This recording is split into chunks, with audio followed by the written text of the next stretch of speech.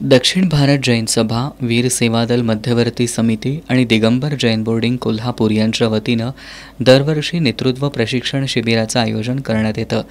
गेल्या 4 दिवसांपासून जैन बोर्डिंग इथं हे शिबिर सुरू होतं।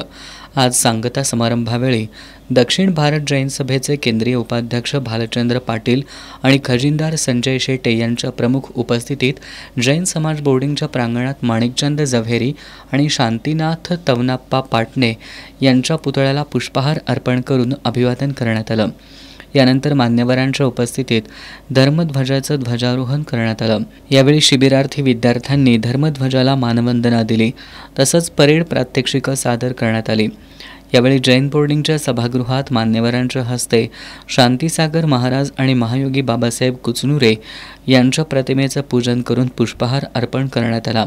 यावेळी दीपक मगदुम यांनी वीर सेवादल प्रशिक्षण शिबिराविषयी सविस्तर माहिती दिली, तर वीर सेवादलाचे जॉईंट सेक्रेटरी अभय पाटील यांनी वीर सेवादलाच्या कामाचा आढावा घेतला। या कार्यक्रमाला दक्षिण भारत जैन सभेचे चेअरमन रावसाहेब पाटील, महामंत्री डॉक्टर अजित पाटील, जैन बोर्डिंगचे चेअरमन सुरेश रोटे, शांतीसागर क्रेडिट सोसायटीचे चेअरमन विद्यासागर मानगावे, महेंद्र पाटील, पार्श्वनाथ पाटील, दिग्विजय किणीकर, शरद बुकशेटे, अभयकुमार भागाजे, अरुण भंबीरे यांच्यासह दक्षिण भारत जैन सभेचे पदाधिकारी, वीर सेवा मध्यवर्ती समितीचे सदस्य आणि शिबिरार्थी उपस्थित होते।